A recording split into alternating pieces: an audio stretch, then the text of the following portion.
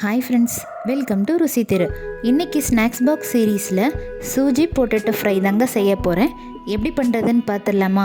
ஒரு பேனில் கொஞ்சமாக எண்ணெய் ஊற்றிக்கினேன். நல்லா ஹீட் ஆனதுக்கப்புறமா அரை ஸ்பூன் கடுகு, அரை ஸ்பூன் ஓமம், அரை ஸ்பூன் சில்லி ஃப்ளேக்ஸ், ஒரு 1/4 டீஸ்பூன் இட்டாலியன் சீசனிங் இதெல்லாம் சேர்த்துட்டு ரோஸ்ட் பண்ணிக்கிறேங்க.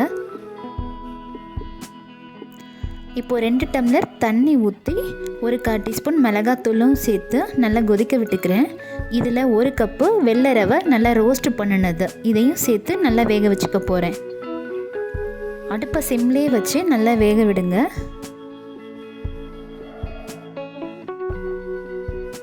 இப்போ பாருங்கள், தண்ணியெல்லாம் வற்றி ரவை நல்லா வெந்துருச்சு. இந்த ஸ்டேஜில் 2 உருளைக்கிழங்க வேக வச்சு மசிச்சு இதில் சேர்த்துக்கிறேங்க. இதையும் நம்ம நல்லா மிக்ஸ் பண்ணிக்கலாம். இதில் தேவையான அளவுக்கு உப்பு, பொடியை நறுக்குன கொத்தமல்லி இலை இதெல்லாம் சேர்த்து நம்ம கலந்துக்கலாங்க.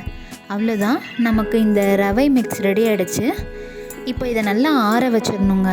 இது நல்லா ஆறி ரூம் டெம்பரேச்சருக்கு வந்ததுக்கப்புறமா இதை நம்ம ஒரு ட்ரேயில் இப்போ மாற்றிக்கலாம். இது மேலே கொஞ்சமாக எண்ணெய் சேர்த்து நம்ம மிக்ஸ் பண்ணணும்னா நமக்கு ஒரு சப்பாத்தி மாவு பதத்தில் கிடைக்கும். இதுலேருந்து கொஞ்சமாக மாவு எடுத்து நம்ம திரட்டிக்கலாங்க.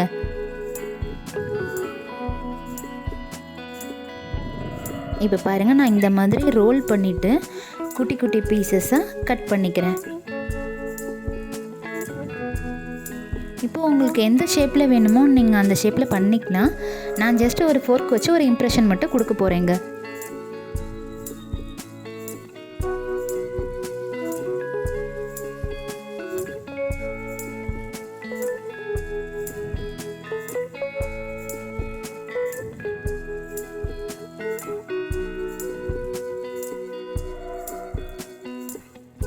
அவ்வளோதாங்க, நான் எல்லாத்துலேயுமே பண்ணிட்டேன்.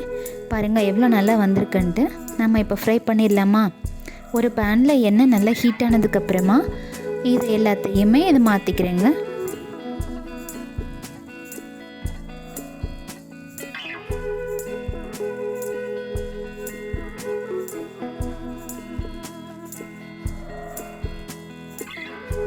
அடுப்பை மீடியம் ஃப்ளேம்லேயே வச்சு 2 பக்கமும் திருப்பி விட்டு நல்லா ஃப்ரை பண்ணிடுங்க.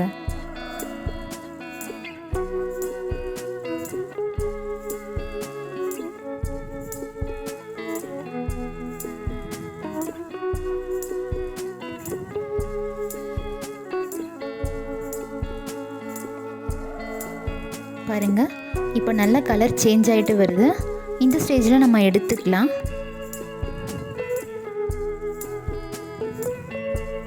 பாருங்கள் எவ்வளோ கிறிஸ்பியாக இருக்குது. இது டேஸ்ட்டும் சூப்பராக இருக்குங்க. சாப்பிட்டா நல்லா மொறுமொறுன்னு இருக்கும். கிட்ஸுக்கெலாம் ரொம்ப பிடிக்கும். இது ஈவினிங் டைமுக்கு ஒரு நல்ல ஸ்நாக்ஸு. இது நீங்கள் ஸ்கூலுக்கும் கிட்ஸ்க்கு கொடுத்து விடலாங்க.